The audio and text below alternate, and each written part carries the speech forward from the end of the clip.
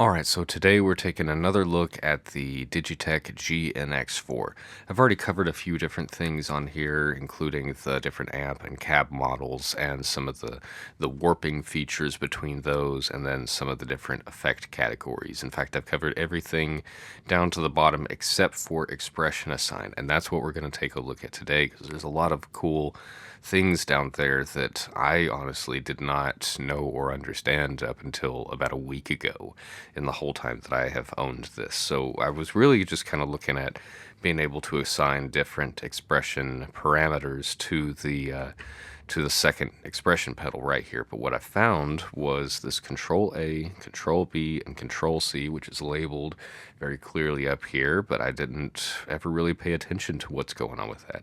It's really cool. So in Stompbox mode, you have where you can, have a drive pedal on this switch, chorus or mod, a selection between this and the matrix there. You can have one of those on here, and then same thing for the delay right on there. Reverb is just on, and noise gate is on, and compressor is on, and everything like that.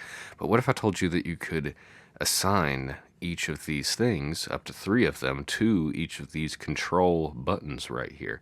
So what you have to do to get into that is I'm just going to press up to bring me to expression assign. Now this little button right here, I'm just going to flip it all the way back to the beginning. You press this to toggle through what you're going to be changing. So expression pedal 1 would be no V switch.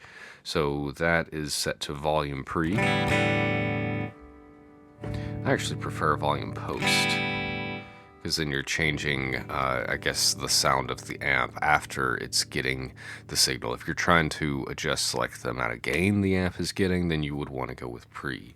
But I prefer post. Let's see, and then of course you can set your minimum values and your maximum value there if you wanted to have it not be all the way up or all the way down.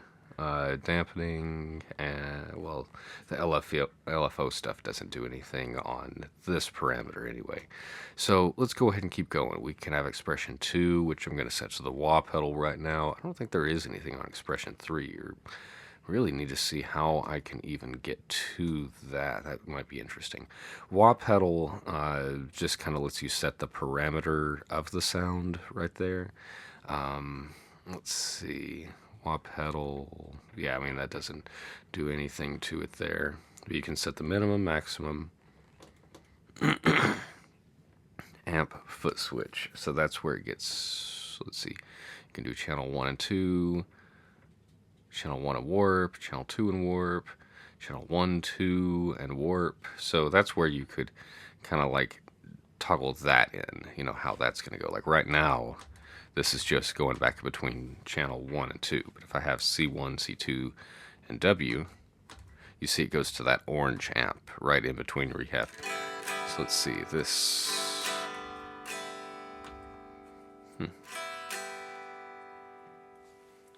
We're getting no sound.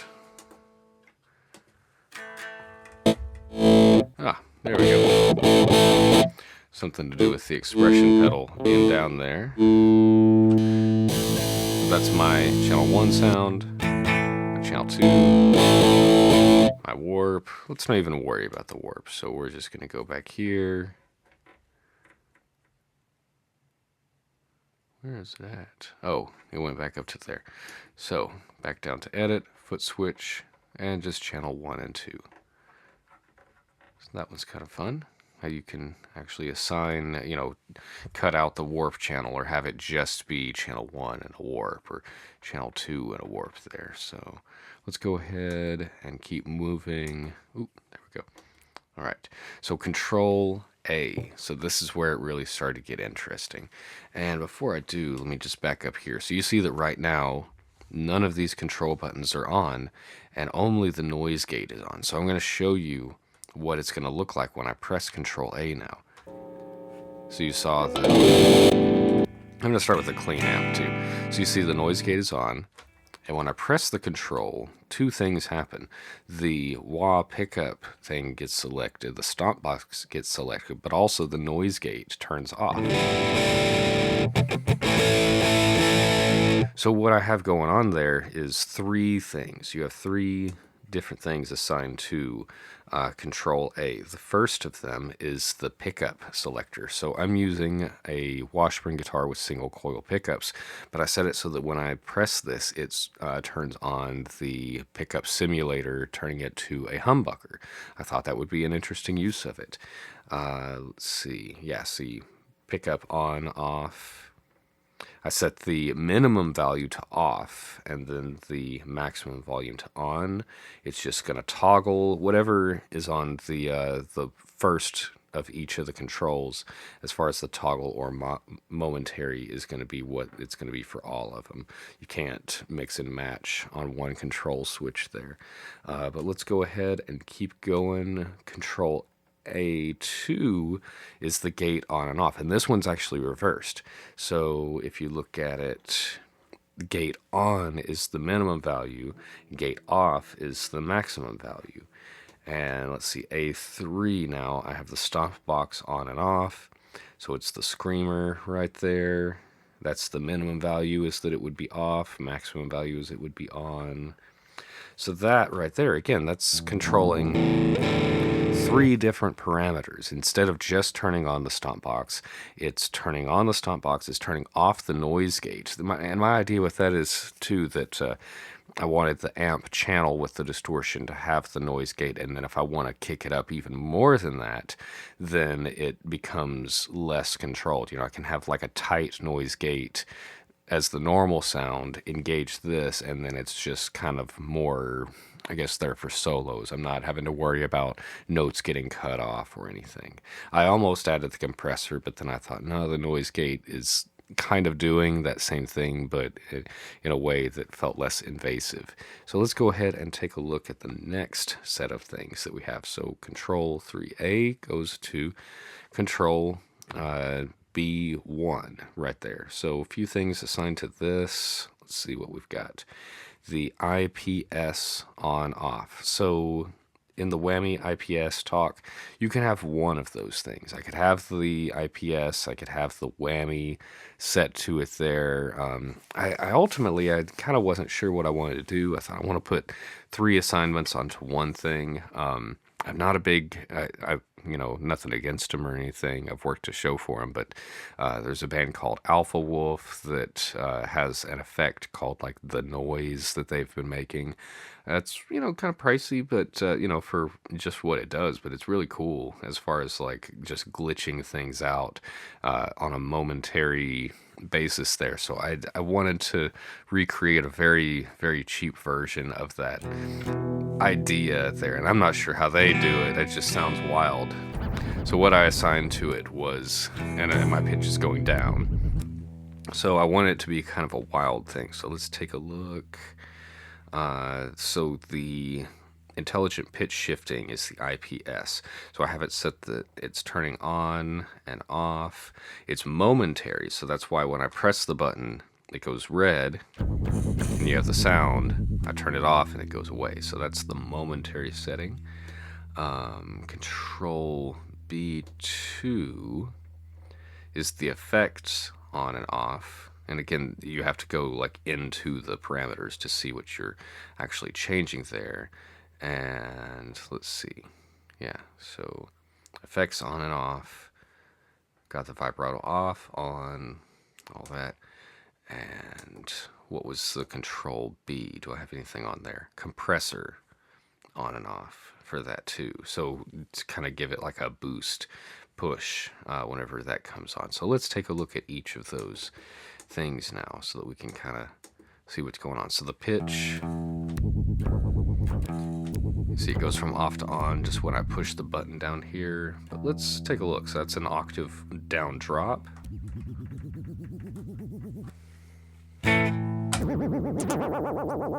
That's one octave up.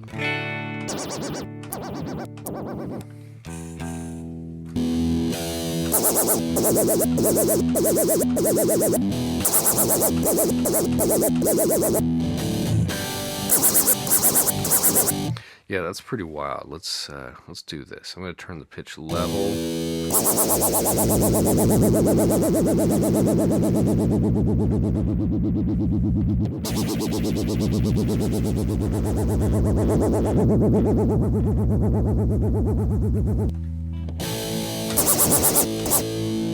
Yeah, it's still getting pretty wild there. Let's turn the compressor down. Let's see, compressor.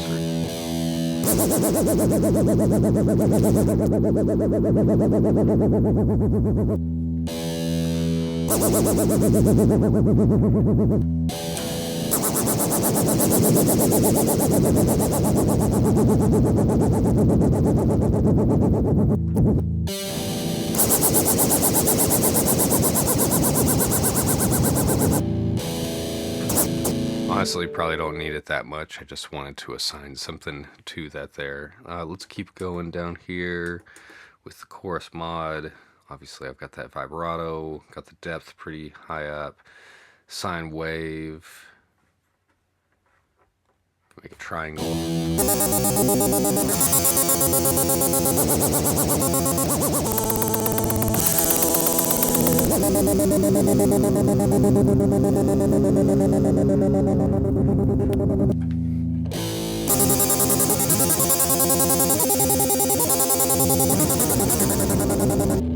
Of course, that's just one effect there. That's vibrato with it.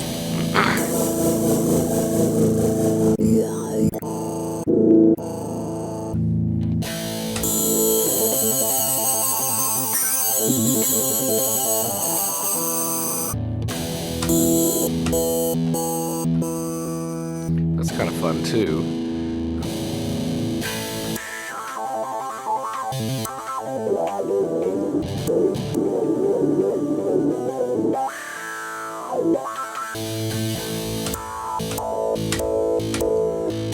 It's kind of fun having the envelope filter on there as well. But you see that, you can do whatever. I kind of just wanted to have that be like the wild pedal.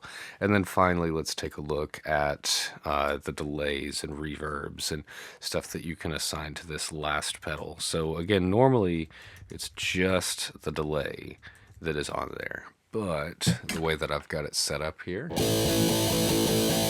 I have a few things assigned to it. So let's take a look. Expression assign, Control C1. Again, I hit this button to get over to that. And it's going to control the delay on and off. Minimum value off, max on, toggles. So that's what I want. Let's see. Let's go to C2. And I've got that set to the reverb on and off. Basic stuff there. Did I have anything set to C3? So that's no link. So that's if you just kind of how their basic setup would be. You'd find it with no link, but you can assign a lot of different things to it. Let's take a look. Amp channel, amp warp, cab warp, warp, channel 1 gain, channel 1 level, channel 2 gain and level, warp on the wah on and off, and the pedal on and off, and the pickup on and off, pickup type, compressor on, attack, ratio, threshold, gain, IPS. So you can see that pretty much every parameter that you have within the matrix, you can assign to one of these either control blocks right here and have a minimum, maximum value, or you can put them on the expression pedal, which is super cool. Let's see, the last thing, you have LFO speed 1 and 2. That's the last couple things you have on there. But yeah, that's just the control link for C3. I don't really need anything on that. You do have this LFO 1 and 2 speed, but let's just go ahead and take a look at the delays. So you see it's kind of on there, but I need to adjust it some. So you actually do need to come to the delay and reverb sections right here. So analog ping pong, we'll turn the time up a little bit. Turn the feedback up. Threshold. We'll turn the delay level up a little bit.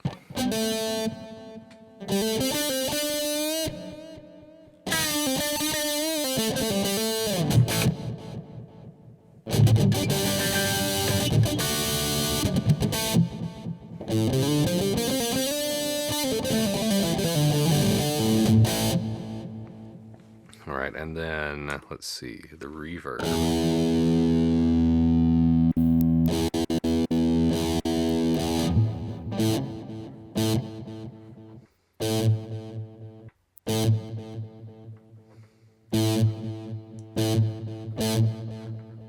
I don't have to go like crazy with this stuff, but I do want it to be audible.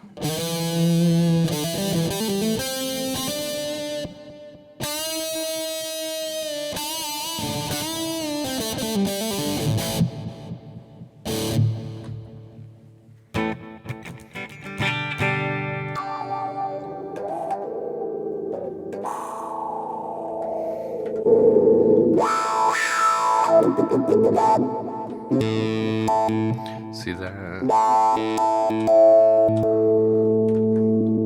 Huh. Now that's interesting. So this is kind of like a momentary hold, but notice that when I'm holding it, press down the stop box. Huh. Now it's kind of wanting to act weird. See, when I'm holding this down, it doesn't want to engage anything else. And now it has stayed on. Let's see how I did that. If that's something I need to try to fix or anything. So I would go to expression, B, set to momentary, C is toggle, and check the, oh, I keep missing it there. A1, there we go. Toggle 2, I don't know what the deal was on that, but kind of interesting. So, you know, what we have learned with this, and I don't have to go crazy with this, I feel like this is already you know, a huge feature that a lot of people might not be using. You know, it seems like you only have control to 3 of the things within this, but if you look, you know, I just turned 2 of them off just by hitting this one button. When I press the momentary switch right there, 3 more of them come and light up. And when I hit that, of course, the noise gate switches off. But, you know, other than that, I can control, you know, pretty much everything in the Matrix by just using these control switches. And even with that, I can still turn on the wah function and everything to be able to use that. The wah is not very powerful on this, but you know, there it is.